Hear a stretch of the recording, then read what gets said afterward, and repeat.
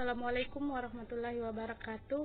Baiklah, pada kesempatan kali ini saya akan menyebutkan sebuah kisah dalam 3 surah, yaitu yang pertama yaitu surah Ali Imran ayat 150 yang berbunyi, Balillahu maulakum wa huwa khairun nasirin, yang artinya tetapi hanya Allah lah pelindungmu dan dia penolong yang terbaik. Ayat tersebut memiliki sebuah kisah, yaitu Abu Sufyan, bukan Abu Sufyan bin Harb, ayah Muawiyah, adalah sepupu Rasulullah Shallallahu Alaihi Wasallam. Ayahnya Harits bin Abdul Muthalib adalah saudara Abdullah, ayah Nabi Muhammad. Hubungan keduanya menjadi semakin erat karena mereka disusui oleh Halimah Sa'diyah secara bersamaan. Mereka pun menjadi dua sahabat bermain yang saling mengasihi satu sama lain. Karena hubungan yang demikian erat tersebut, maka kebanyakan orang menyangka Abu Sufyan lah yang akan paling dahulu menyambut seruan Rasulullah Shallallahu Alaihi Wasallam, dan dialah yang paling cepat mempercayai serta mematuhi ajarannya dengan setia. Namun kenyataannya tidak, bahkan sebaliknya. Justru ketika Rasulullah mulai menyampaikan dakwah di kalangan kerabatnya secara sembunyi-sembunyi, api kebencian menyala di hati Abu Sufyan. Kepercayaan dan kesetiaannya selama ini berubah menjadi permusuhan. Hubungan kasih sayang sebagai satu keluarga, satu saudara, sebaya dan sepermainan putus dan berubah jadi pertentangan. Bila kaum Quraisy menyalakan api permusuhan melawan Rasulullah dan kaum muslimin, maka Abu Sufyan pasti tampil di antara mereka. Lidahnya yang selalu menyemburkan syair terus menyindir Rasulullah dengan kata-kata kotor dan menyakitkan hati. Keadaan itu terus berlangsung selama 20 tahun. Akhirnya Allah melapangkan dada Abu Sufyan untuk menerima Islam sebagai agamanya. Lalu bersama putranya Ja'far ia berangkat menemui Rasulullah di Madinah. Ketika bertemu Rasulullah, Abu Sufyan menjatuhkan diri di hadapan beliau. Namun Rasulullah memalingkan wajahnya, tidak mau menerima Abu Sufyan. Ia pun mendatangi Nabi dari arah lain, tetapi Rasulullah tetap menghindar. Hal itu terjadi beberapa kali. Setelah berlangsung beberapa lama, akhirnya Rasulullah menerima keislaman Abu Sufyan. Beliau bersabda, tiada dendam dan tiada penyesalan wahai Abu Sufyan.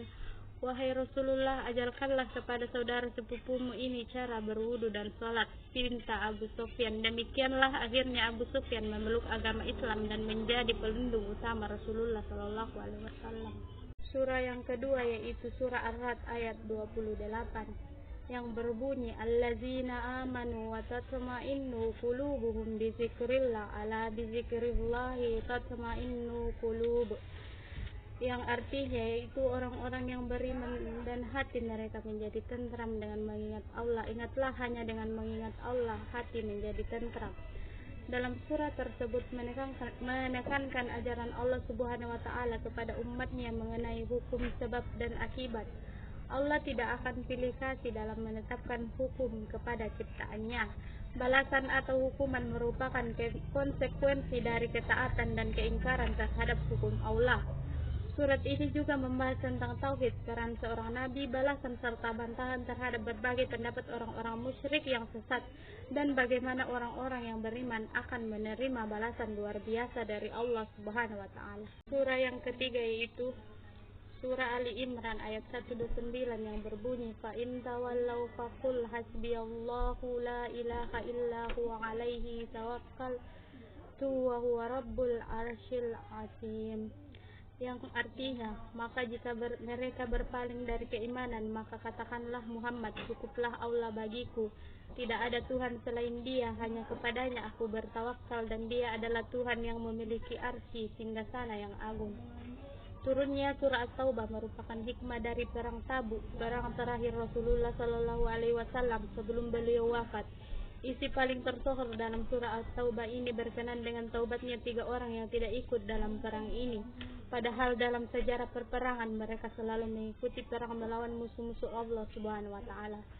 3 sahabat Rasulullah itu yaitu Ka'ab bin Malik, Hilal bin Umayyah, dan Murarah bin Ar-Rabi. Baiklah, sekian kisah singkat yang sempat saya bawakan. Terima kasih atas segala perhatiannya.